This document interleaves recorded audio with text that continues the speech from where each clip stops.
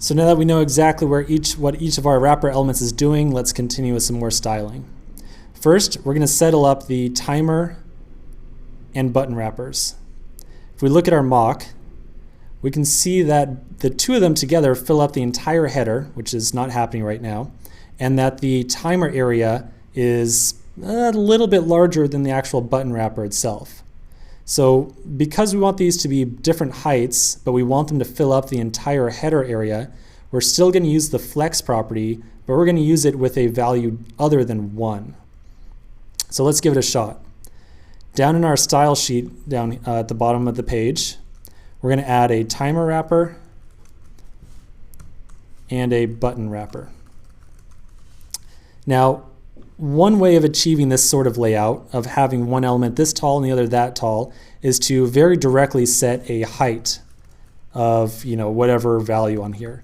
And I guarantee you, when you start doing some layouts, you're going to want to start, your natural instinct is going to be, well, I estimate this area right here to be about 400 pixels or whatever. I'll make this one 300 and this guy 100.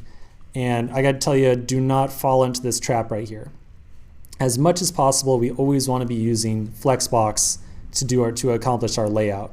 And the reason for that is that when we're building mobile apps, our screen size is going to change dramatically, right? Right now we're using a iPhone 6 simulator. We can just as easily be using a iPhone 6 Plus or a iPhone 5S or a iPhone 3G with a significantly smaller size. So when we're building mobile apps, we generally have kind of a fixed size unless we are distinctly trying to scroll elements through here. And when you have that fixed size, you can't rely on fixed heights and widths to position your elements. So just keep that in mind. Once we're styling individual elements, like say the individual button, start, and lap, we can start using fixed heights and widths. But to roughly position things on the screen, we don't want to be using fixed heights and widths. Okay, so again, the issue that we're going to have here is that we don't want to use a fixed height and a fixed width for our timer wrapper and our button wrapper. We want them to fill up the entire header, but we also don't want them to be equal. So that kind of rules out using Flex 1 on the header and the footer as we did previously. We still are going to use Flex, but we're going to use it slightly differently. So I'm going to say Flex 5 on here and Flex 3 over here. I'm also going to add in a comment just so it's clear. This is the red area. Oops. And this is our green. Let's bear with me here for a second with these values. Let's go ahead and make use of the two styles up at the top. So we'll wrap the border in an array, and we'll say styles.timer wrapper, and we're going to wrap this one in an array, and we'll say styles.button wrapper. Cool. So we're going to save this, and then we'll refresh, and sure enough, everything worked out. We're filling up the entire header. The red one is slightly larger than the green one. So how did this achieve that? Well, it's the magic of Flexbox. Well, just kidding. There's a little bit more of a science to it than that. When we allot Flex 5 and Flex 3, both the timer wrapper and button wrapper are siblings, right? They are at the same level. What we do is, as a trick in here, is we add up these two flex numbers, which adds up to 8, and that's the total units of space that's available. You can now imagine that this entire header up here was divided into 8 separate units. Flex 5 means that the timer wrapper gets 5 of those available units, whereas Flex 3 means button wrapper gets 3 of those available units. So let's add a comment in here, and we'll say takes up 5/8 of the available space, whereas the button wrapper takes up 3/8 of the available space. We got the 8 here by adding 5 plus 3. If we started to do something like Flex 5, This now adds up to 10, and we get 5.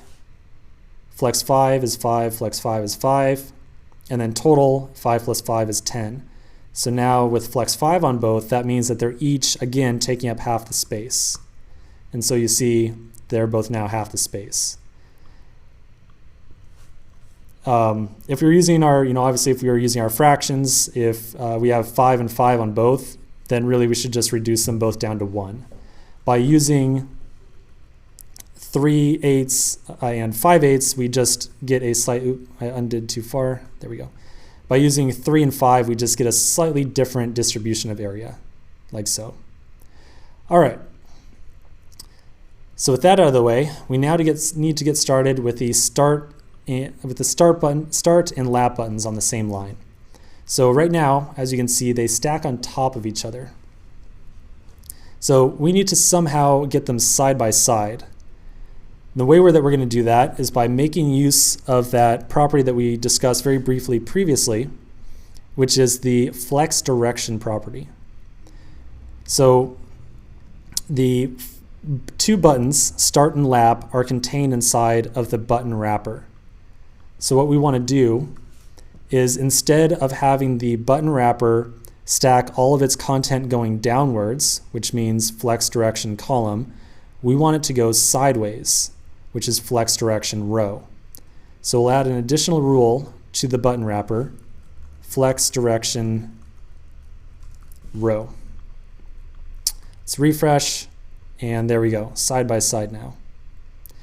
The next thing we want to do, looking at our mock over here, is make sure that there's some space on the left, some space on the right, over here, and some space in between as well. Now, this is very possibly another instance where you could be very tempted to use some fixed margin.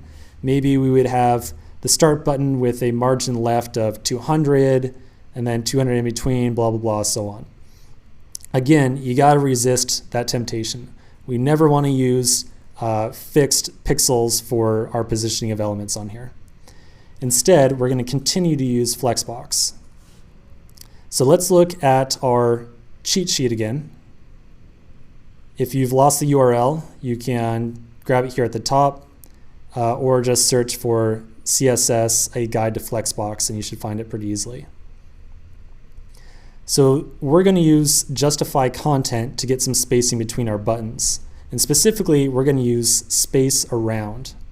What space around does is it says, for all the available space I have, divide it equally and allot it to the spaces between each of my items.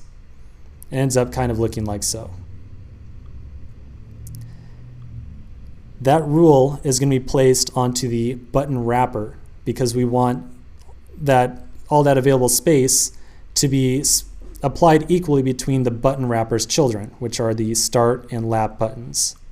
So here's our button wrapper, and we'll add justify content space around. Refresh, and hot dog, this is looking pretty good. Side by side, and we've got space on the left, between, and on the right. Now, the one other thing we want to have here is to make sure that the buttons themselves are vertically aligned. Normally, we would use justify content of center to do that, but remember, we've already flipped our flex direction using flex direction row, which means we're now going to use align items center to center them inside of this container. All right, one last little step in here. Let's position our timer in the right spot. So in this case, we don't need to do any fancy justify content or align items. We'll just do regular old center of justify content and center of align items. And it looks like I missed a semicolon, or excuse me, a comma after flex 5. All right, so this is looking pretty good. So our timer is now centered, and we've got space between our two buttons. So let's continue in the next section.